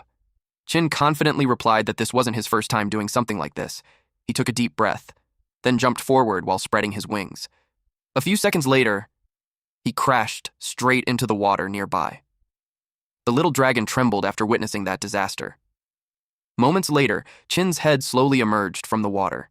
He admitted that flying was far harder than he expected. He couldn't maintain balance at all. Garfield commented that after seeing such a horrible example, the little dragon had become even more resistant toward flying. Qin immediately asked what he was supposed to do then. He wondered if there was some kind of movement breakdown or beginner steps he could start with first. And while they were talking, a familiar figure appeared. Bao Bao explained that Chin's core strength was too scattered and his gluteus maximus wasn't properly locked in place. According to him, Chin first needed to learn the feeling of controlling his body while airborne. Mui and Garfield were immediately alarmed the moment they saw him arrive. They demanded to know what exactly he was trying to do. Chin calmly replied that he was the one who called Bao Bao over in the first place. After all, among everyone they knew, Bao Bao was the only one with actual flying experience. Bao Bao proudly declared that he was more than willing to dedicate himself to the little dragon's growth. Garfield immediately complained that he sounded like a complete pervert. Ignoring her, Bao Bao instructed Chin to first practice jumping from high altitude 200 times. Garfield nearly lost her mind after hearing that. She couldn't believe Bao Bao wanted Chin to fly high into the sky with him. According to her, that was basically the same as putting Chin's life directly into Bao Bao's hands. She shouted at Chin that the whole thing was reckless and that he would absolutely get himself killed.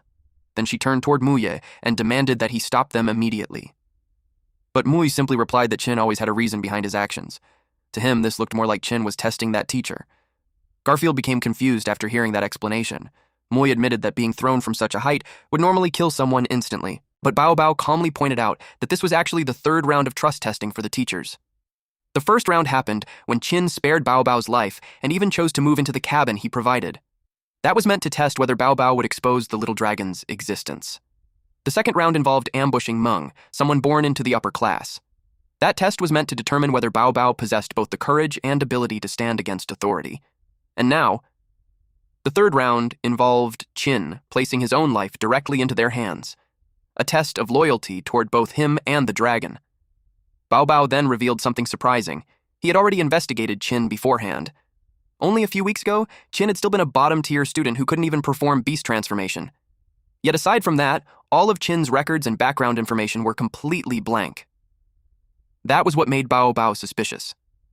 It was hard to believe that an ordinary student possessed such deep calculations and planning, which led him to wonder, who exactly was Chin? Then suddenly, Bao Bao dropped Chin from an extreme height while the little dragon watched from above. Chin rapidly plummeted downward, and below him, a sharp rock was directly in his path. Garfield panicked after seeing it. At the very last second, Bao Bao grabbed Chin by the leg. Chin's face stopped just inches away from smashing directly into the rock. Even Chin himself was sweating nervously from that near-death experience. Bao Bao then asked if Chin trusted him now. Immediately afterward, he demanded to know Chin's secret. But Chin calmly pointed out that there were still 199 jumps remaining. So instead of talking, he suggested they finish the training first. After that, their training went on and on. Bao Bao instructed him to clench his butt, tighten his core, and feel the rhythm of the wind itself. By this point, Chin had already fallen 150 times. Garfield muttered that she honestly preferred the Chin who used to rank dead last. She grumbled that she did not even want the potion anymore anyway. Meanwhile, the little dragon stared intensely at the skies above. When night arrived, Garfield sadly complained that Chin had been working too hard lately and had not played with her in a long time. Chin was completely exhausted. Muye offered to help him stretch, claiming that it would feel amazing afterward. However, Chin could only groan painfully. Muye assured him that it would feel much better tomorrow. The little dragon gently licked Chin's face to comfort him. Chin assured it that he was fine. He told the little dragon that they needed to grow stronger quickly until they reached the point where they could stand on their own. Garfield handed him a strange green drink. It was a special mixture personally certified by Fan. She explained that it contained 150 milliliters of milk, 1 scoop of protein powder, 3 raw eggs, 1 anti-inflammatory pill, and 15 multivitamins. It was supposedly a super functional drink that could instantly restore his vigor. However, just looking at it already made Muye, Bao Bao, and Chin nervous. For the sake of becoming stronger, Chin drank it, and immediately dropped dead. The others immediately panicked. They thought our MC really died.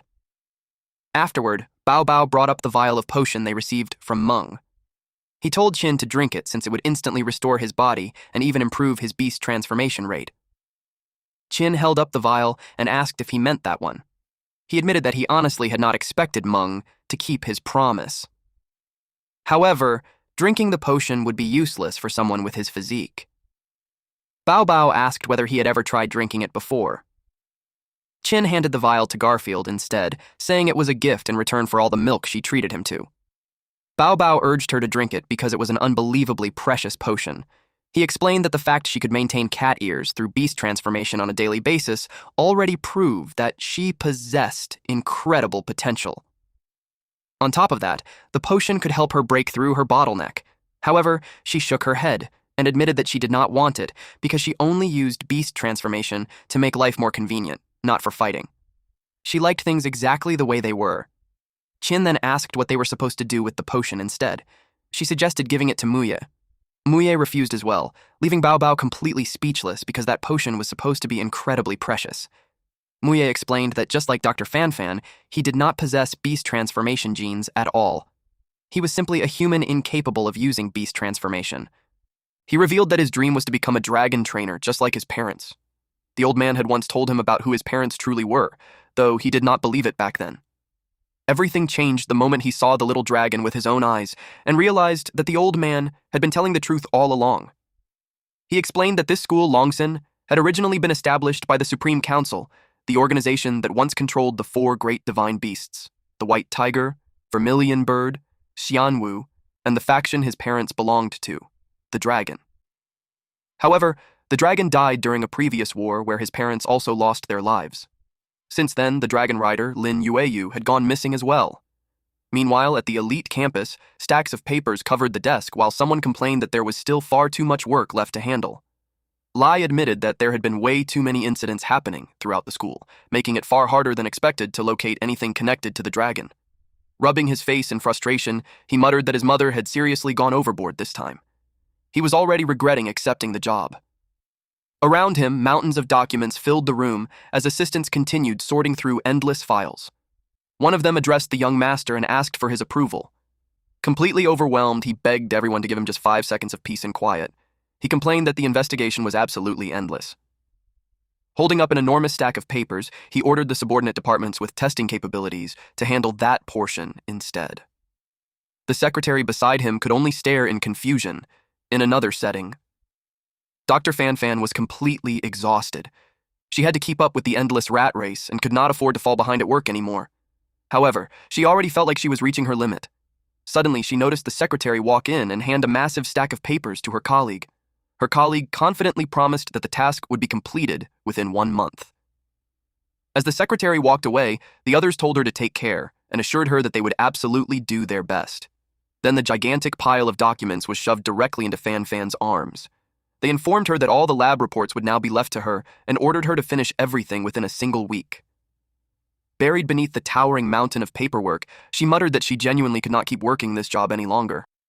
However, her eyes suddenly landed on one specific report regarding the old dormitory rat infestation incident. As the sun began to set, Qin was falling once again. This time, however, he could finally feel the flow of the wind itself. Bao Bao caught him in midair. Then, it was finally time for Qin to try wingsuit flying once again. He believed that this attempt would succeed. The little dragon gently licked his face. Bao Bao silently watched the two of them. But deep down, he already believed that Qin was Lin Yuecheng's son. Looking at this panel, our boy reminded me of Toothless and Hiccup, and they are just farming aura at this point. 15 years ago, young Qin was suddenly awakened. He was only 3 years old. Confused, he asked his father what was happening. His father, Lin Yuecheng, who was 35 years old at the time, picked him up and gently told him not to worry. Outside, chaos had already erupted. The guards were fighting desperately to protect them. The Upper City 4 Divine Beasts' civil war had begun. Qin panicked when he saw his father covered in blood. He asked why he was bleeding so badly. Yuecheng promised that no matter what happened, he would never let anything happen to his son. They finally reached the exit. But a giant snake burst through the opening and nearly swallowed them whole. Before it could strike, a beast man slammed into the snake. The bodyguards charged forward to protect Mr. Lin. They swore they would tear the beast apart. But more enemies arrived. They were shocked to see both a lion and a snake. It was a chimera from the cow family. Its single body possessed the traits of a lion, a snake, and a bison. Cao Li, who was only 11 years old back then, mocked Yuecheng, saying that without the dragon, he was nothing but trash. Yuecheng's bodyguards immediately flew into a rage. They urged Yuecheng to leave first while they held the chimera back. As they fled, someone fought his way toward them while shouting their names. It was Lin Che. He was only 11 years old at the time. After cutting the Rasan Forincher Sraim during the battlefield, he was relieved to see that his second uncle was still alive. Without hesitation, Yue Cheng pushed Qin into Che's arms and ordered him to take Qin to the lower district city. Qin stared at him in shock. Yue Cheng instructed Che to protect Qin's identity until the day he was strong enough to return openly and proudly. He reminded Qin that there was no difference between humans and beasts. Then he apologized for making his son live in such a cruel world. The chimera closed in, forcing Che to drag Qin away. The terrified little boy screamed for his father. Cao Li declared that today would be the day Yue Cheng died at his master's hands. Yue Cheng calmly faced the approaching chimera, while Qin struggled desperately to break free from Che's grip and run back to his father. Che sprinted away as fast as he could. Behind them, Yue Cheng clashed with the chimera, while Qin continued screaming for his dad. Then, in the blink of an eye, Qin watched his father's body get torn apart. Back in the present, Qin was now 18 years old. Everyone stood frozen in shock. Muya couldn't believe Qin was Yue Cheng's son. Garfield, meanwhile, admitted she had no idea who Yue Cheng even was. Qin told them that none of that mattered anymore. Right now, the only thing that mattered was teaching the little dragon how to fly. He remembered his father's final words: to survive. For 15 long years, Qin had waited patiently. But now, he knew the time had finally come. He set his sights on returning to the upper city and leaped off the cliff. The little dragon panicked. Garfield, Mui, and Bao Bao were just as stunned. Without hesitation, the little dragon took flight to save him. Qin smiled proudly at his dragon. Together, they would return to the upper city. He gave the little dragon its name: Chao Feng. Qin soared through the sky alongside Chao Feng. Thanks to his wingsuit, he could glide beside the little dragon, and he enjoyed every second of it. As he watched Chao Feng fly, Qin couldn't hide how proud he felt. He told Chao Feng that he couldn't stay in the air forever, because the wingsuit could only glide, not fly endlessly. Chao Feng understood. It suddenly flew beneath Qin and positioned itself directly under him. Chao Feng flapped its wings, sending a powerful gust upward that lifted Qin even higher. Qin shouted in amazement that he was actually flying upward. Garfield and Moi cheered from below. Moi proudly explained that Chao Feng had already learned how to use the air currents. He said this was the true understanding between a human and their beast. Someone reminded them not to overdo it and to take a break instead of flying non-stop. The two landed on a tree branch to rest. Sitting together, Qin guessed Chao Feng was already hungry, so he took out some food. Chao Feng happily gobbled it up. Qin smiled and told it that after eating, they still had plenty of training left. Pointing toward the mountaintop, he reminded Chao Feng that their goal was to make it all the way back up there. Suddenly, Garfield received a call from Fan Fan. Excited, she happily reported that the little dragon had finally learned to fly. But Fan Fan immediately interrupted her and said there was an emergency. She urgently asked where Qin was. Garfield's expression instantly changed. Fan Fan explained that one of the school's council families, the Cow family, had begun investigating the existence of a dragon throughout the entire campus. They had even collected the wreckage from the old dormitory. She feared it might contain traces proving that a little dragon had lived there. Fortunately, she was the one responsible for examining the debris, so she could delay the report for 1 month. But after that, they had to find a solution. If the Cow family discovered Chao Feng, everything would be over. After ending the call, Garfield immediately told Qin to return because something terrible had happened. She explained that the Cow family, the most powerful members of the school council, had suddenly started investigating the dragon. Garfield suggested hiding Chao Feng somewhere away from the school, but Qin shook his head and said he couldn't do that. Garfield warned him that the Cow family was far more terrifying than he realized. Qin had never planned to hide Chao Feng forever, but 1 month was far too little time. For the first time, even he began to wonder if they could really pull this off. He turned to teacher Bao Bao and asked something. He recalled that students from the lower district had a chance to earn citizenship in the upper district. Once someone became an upper district citizen, they could legally own an exclusive battle beast, just like Chow Meng. Bao Bao confirmed that Qin was correct. As long as Qin became part of the upper district, he would have the right to publicly declare Chao Feng as his own. But to earn that qualification, he first had to prove he was already a true powerhouse. In other words, he had to defeat a chimera. It was a rule established when the council was first founded. Garfield was stunned. She couldn't believe Qin had to defeat a chimera. How could that possibly happen when Chao Feng had only been alive for 2 months? Moya explained that chimeras were second only to the 4 divine beasts in strength. The gap between them and Cao Feng was enormous. Our MC fell silent for a moment. Chin realized that for the next month, he would have to train as if his life depended on it. He looked at everyone and asked if they were still willing to help him and Cao Feng. Garfield immediately refused, saying she had no interest in joining a plan that was guaranteed to fail. With only 1 month left, she insisted there was no chance they could challenge a chimera. Muya suggested that Chin should just run away instead. But Teacher Bao Bao pointed out that fleeing now would probably get Chin discovered even faster. Garfield couldn't believe what she was hearing. Then Teacher Bao Bao smiled and declared that he was willing to join. Garfield let out a sigh and reluctantly agreed, saying she was only doing it for Cao Feng. The four of them reached out and placed their hands together, united by the same goal. In a barn on a stormy night, a drunk man complained that the brat hadn't finished his work again. He grumbled that the kid ran outside every single day and wondered where he kept going. Suddenly, someone arrived. The drunk man immediately turned toward the newcomers. It was Lai and his secretary. Lai explained that he had received a report stating that the logistics department's meat expenditure over the past 2 months had been unusually high. He had come to investigate the matter himself. Meanwhile, Chin and Cao Feng continued training with everyone's help. They soared beneath the stormy sky as Garfield shouted for them not to crash into any trees. Muye reminded them that they still had 30 laps left, while Teacher Bao Bao urged them to fly even faster. At that moment, Cao Feng let out a powerful roar. The little dragon was now 2.5 months old. We then see Chin was breathing heavily. Beside him, Cao Feng lay on the ground, completely exhausted.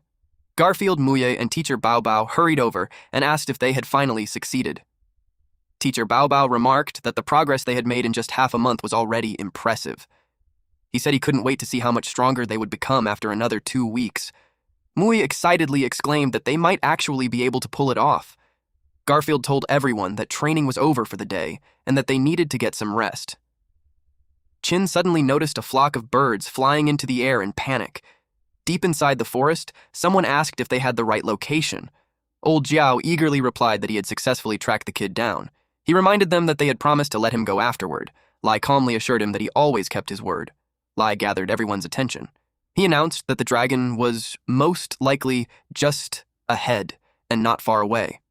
He explained that the dragon was an incredibly valuable resource and that all the overtime and hard work they had endured recently had been for this very moment. He ordered everyone to secure the final checkpoint. The women behind him immediately acknowledged the command. Before long, Chin and the others sensed someone approaching. Teacher Bao Bao was surprised to see Li. Chin's heart sank. They thought they still had an entire month before anyone found them, yet they had already been exposed. Even Muye was left speechless. Bao Bao warned Chin that if their opponent was Chao Li, then even another Cao Feng might not be enough to defeat him. He ordered Chin to focus only on escaping while he bought them as much time as possible. Chin worried about leaving Teacher Bao Bao behind. Bao Bao told him that everything he was doing was for the dragon. Chin had to make sure Cao Feng reached its perfect form. He smiled and said he wanted to witness that day himself. Lai steadily closed the distance. Chin, Muya, and Garfield sprinted away as fast as they could. They needed to come up with a plan. Muya assured Chin that they would follow whatever he decided. Chin's expression immediately turned serious. Meanwhile, Li spotted a lone figure. Keeping a friendly smile, he casually asked whether they had seen a dragon nearby. Bao Bao calmly replied that dragons were already extinct. Lai acknowledged the answer and sighed that it seemed he had no other choice. He declared that he would have to use force to make Bao Bao cooperate. The women immediately launched their attack. Bao Bao activated heavy fog. One of the women immediately realized it was poisonous gas. Bao Bao followed up with rainstorm. One of the women warned Li to be careful. Lai let out a mighty roar that blew away the incoming poison needles. Even so, many of the women were still struck by them. One suggested spreading out since Bao Bao couldn't fight all of them at once. Bao Bao calmly replied that the more enemies there were, the more energy sources he would have. He revealed that he was a parasitic wasp, and he declared that he was fighting to witness the birth of the greatest creature. As he spoke, his tongue suddenly shot outward, then it split into countless copies. A woman was struck, and in an instant he sucked the life out of her. Lai wasn't spared either. Everyone was caught, and he drained them all dry. He even mocked them, saying the White Tiger family was only capable of that much. One of his tongues was latched onto a man when vines suddenly wrapped around it. He immediately noticed. The person knew him. The man asked what he was doing there. Bao Bao froze in surprise when he recognized his senior brother. He asked Bao Bao why he was with the cow family. The man replied that he was there for the dragon, of course, before asking where Bao Bao had really hidden it. Bao Bao explained that he was simply carrying out their ideals. He proudly declared that he had dedicated himself to greatness. The man realized there was no getting through to him. A vine protruded from the man's eye, and the sight completely spooked Bao Bao. The man transformed. His body was now made of kelp. Bao Bao was shaken. He asked why the man had come there and addressed him as the Venerable One. The Venerable One asked him why he existed. Bao Bao dropped to his knees and answered that he's simply a nourishment. Lai found it amusing that Bao Bao surrendered so quickly. He remarked that their family was truly bizarre. He then told the Venerable One that he'd leave his family to him before setting off. But then he felt something wriggling inside his chest. He pulled out the tongue and wondered if it absorbed energy through those mouth parts. He remarked that bugs were disgusting. After noticing he'd lost about 0.1% of his power, he ordered the women to continue searching. Back to our MC. Qin admitted they were absolutely no match for Lai at that moment. There's only one option left: escape. He explained the enemy had the advantage in numbers, so they would split into 3 groups and flee by water, land, and air. He stressed that keeping Xiao Feng's existence a secret was their top priority. Everyone acknowledged the order and said they understood. He instructed Muye to ride Dash and head north by land. One of the women spotted a silhouette. It was Muye riding Dash, and they immediately gave chase. Muye urged Dash to move even faster, but a beast suddenly blocked their path. It was the desolate lion. Muye was stunned because it was several times larger than Dash. Even so, he ordered Dash to charge straight through. The desolate lion slammed into them, sending Muye flying off Dash. The impact created a massive explosion. Muye bounced across the ground several times. When he looked back, he saw Dash lying on the ground, bleeding. He immediately grew worried for him. Then, without warning, Lai kicked him. Lai remarked that they never had the dragon after all, and called the whole ordeal a complete waste of his time. Jiao pleaded with eldest young Master Chao, reminding him that he had promised to spare the boy's life. Lai remembered that the boy was his adopted son. He said he would keep his word and not kill him. However, he added that they couldn't simply let the matter slide. He decided he would just take one of the boy's legs instead. The old man thanked eldest young Master Chao. Lai prepared to chop off the boy's leg on the spot. A subordinate suddenly reported that they had found the wooden cabin where the group had been hiding. They arrived at the cabin. Another subordinate called for eldest young Master Chao to take a look. They quickly discovered that the target was escaping by water. Qin was paddling a small boat, while Chao Feng remained hidden beneath a blanket. Thanks for watching, bros. If you enjoyed this update, make sure to drop a like and hit subscribe so you never miss the next chapter we upload here on Manhwa Updater. New episodes from the main Manhwa dealer channel will always land here every week, so stick around and stay updated. And hey, if you want more fire stories, check out the latest upload on the main channel right after this. As always, stay cool, stay awesome, and I'll see you in the next one.